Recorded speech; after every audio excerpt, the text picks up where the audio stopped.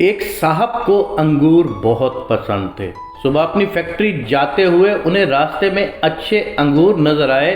انہوں نے گاڑی روکی اور 2 کلو انگور خرید کر نوکر کے ہاتھ گھر بھجوا دیے اور خود اپنی تجارت پر چلے گئے۔ دوپہر کو کھانے کے لیے واپس گھر آئے۔ دسترخوان پر سب کچھ موجود تھا مگر انگور غائب۔ انہوں نے انگوروں کا پوچھا، گھر والوں نے بتایا ہے کہ وہ تو بچوں نے کھا لیے، کچھ ہم نے چکھ لیے۔ معمولی واقعہ تھا مگر بعض معمولی جھٹکے انسان کو بہت اونچا کر دیتے ہیں اور اس کے دل کے تالے کھول دیتے ہیں۔ وہ صاحب فوراً دسترخوان سے اٹھے، اپنی تجوری کھولی، نوٹوں کی بہت ساری گڈیاں نکال کر بیگ میں ڈالیں اور گھر سے نکل گئے۔ انہوں نے اپنے کچھ ملازم بھی بلوا لیے۔ پہلے وہ ایک پراپرٹی والے کے پاس گئے، کئی پلاٹوں میں سے ایک پلاٹ منتخب کیا، فوراً اس کی قیمت ادا کی، پھر ٹھیکیدار اور انجینئر کو بلایا، جگہ کا عارضی نقشہ بنوا کر ٹھیکیدار کو مسجد کی تعمیر کے لیے کافی رقم دے دی اور کہا 2 گھنٹے میں کھدائی شروع ہونی چاہیے۔ وہ یہ سب کام اس طرح تیزی سے کر رہے تھے جیسے آج مغرب کی اذان تک ان کی زندگی باقی ہو۔ ان کاموں میں ہفتے اور مہینے لگ جاتے ہیں مگر جب دل میں اخلاص کی قوت ہو، ہاتھ بخل اور کنجوسی سے آزاد ہو، مہینوں کے کام منٹوں میں ہو جاتے ہیں۔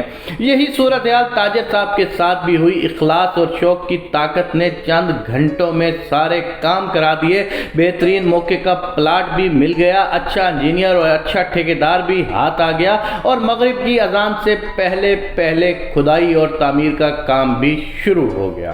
شام کو وہ صاحب واپس گھر آئے تو گھر والوں نے پوچھا کہ آج آپ کھانا چھوڑ کر کہاں چلے گئے تھے؟ کہنے لگے اپنے اصلی گھر اور اصلی رہائش گاہ کا انتظام کرنے اور وہاں کھانے پینے کا نظام بنانے گیا تھا۔ الحمدللہ سارا انتظام ہو گیا ہے، اب سکون سے مر سکتا ہوں۔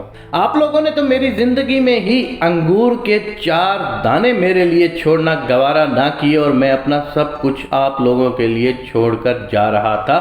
میرے مرنے کے بعد آپ نے مجھے کیا بھیجنا تھا، اس لیے اب میں نے خود ہی اپنے مال کا ایک بڑا حصہ اپنے لیے آگے بھیج دیا ہے۔ اس پر میرا دل بہت سکون محسوس کر رہا ہے مگر کل نہیں، آج۔ یہ ساری بات کرنے کا مقصد صرف اتنا ہے کہ ہم اپنے آپ کو دولت کے کمانے میں اتنا ایک بزی کر لیتے ہیں کہ ہم نہ کبھی آگے کی سوچتے ہیں، نہ نماز کی سوچتے ہیں، نہ روزے کی سوچتے ہیں، نہ مسجد کی سوچتے ہیں، نہ حج کی سوچتے ہیں، نہ کسی اور چیز کی ہمیں پرواہ ہوتی ہے۔ اور پھر ایک وقت ایسا آتا ہے کہ جب ہم اپنی آنکھوں کے آگے بوڑھے ہو چکے ہوتے ہیں اور اس وقت ہماری عبادات کرنے کا اتنا فائدہ نہیں ہوتا جتنا ہم اپنی جوانی میں کر سکتے ہیں۔ اس شخص نے جس طرح اپنے لیے آگے کا سما پیدا کیا ہے، خداوند کریم سے یہ دعا کرتے ہیں کہ میں اور مجھے دیکھنے والے تمام لوگوں کو اسی طرح راہ راست پہ آنے کی توفیق عنایت فرما میرے پاک اللہ، اور ہمیں اپنے بچوں کو بھی اس طرح کی تعلیم دینی چاہیے کہ وہ بچے بھی اپنے آخرت کا سوچیں اور صبر و شکر کے ساتھ زندگی گزاریں،